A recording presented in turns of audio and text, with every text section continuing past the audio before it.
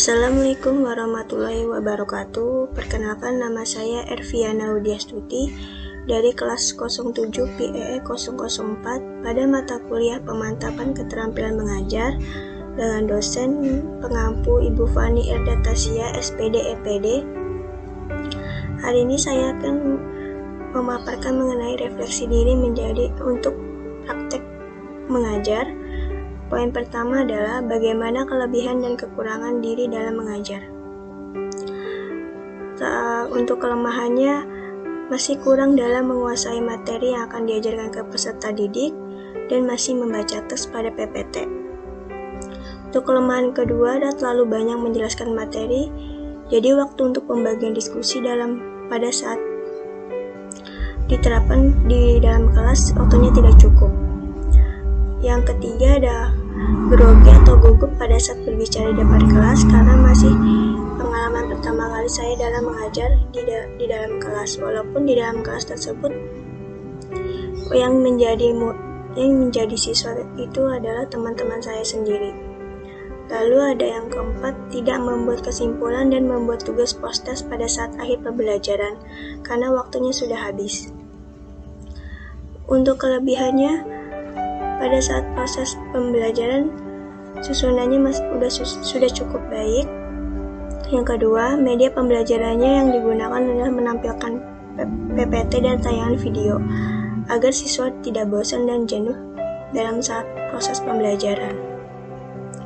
Yang ketiga, metode pembelajaran yang digunakan yaitu dengan diskusi dan tanya jawab, agar siswa tidak terlalu pasif dan sibuk mengobrol dengan teman-temannya di dalam kelas. Lalu untuk kelebihan yang keempat, pada saat suasana kelas sudah tidak kondusif, saya memberikan ketegasan dan mengajukan pertanyaan kepada siswa tersebut agar tetap fokus pada saat proses pembelajaran.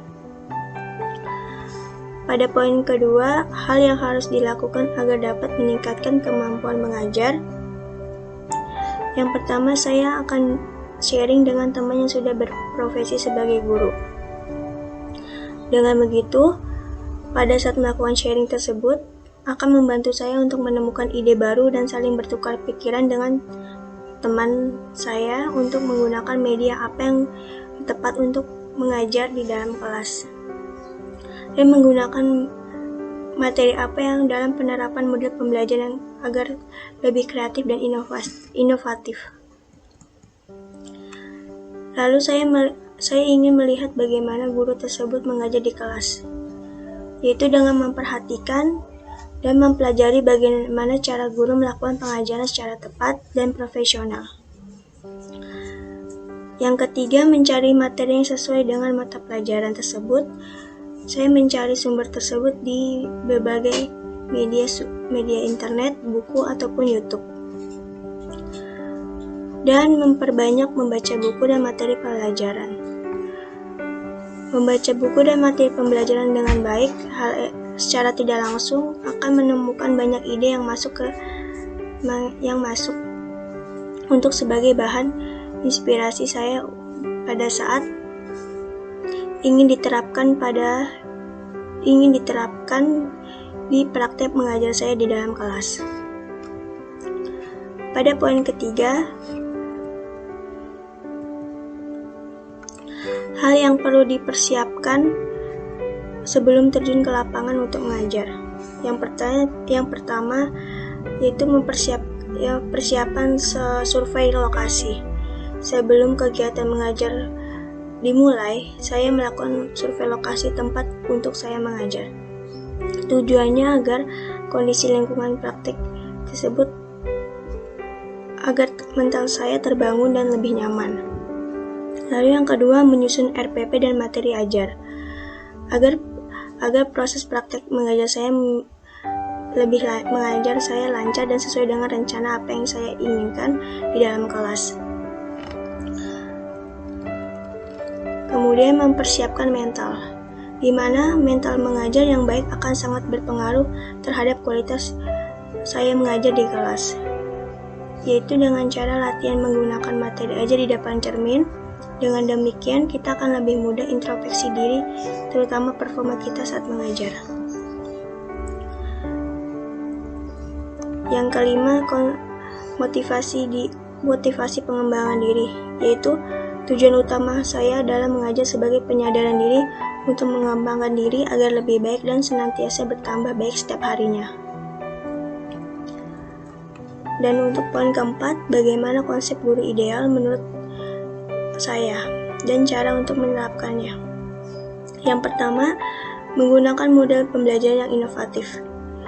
Guru yang memilih menggunakan model pembelajaran yang kreatif dan inovatif untuk menjadikan siswa lebih bersemangat dan mengikuti pembelajaran dan bersifat student center. Seperti contohnya penggunaan alat peraga yang bervariasi, suasana belajar yang menyenangkan, seperti game education, dan penggunaan media teknologi yang menggunakan proyektor atau laptop. Kedua, menjadi panutan dalam bertindak.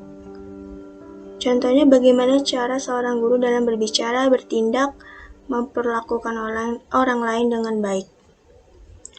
Dan mendorong siswa untuk bersifat jujur dengan satu sama lain melalui percakapan terbuka.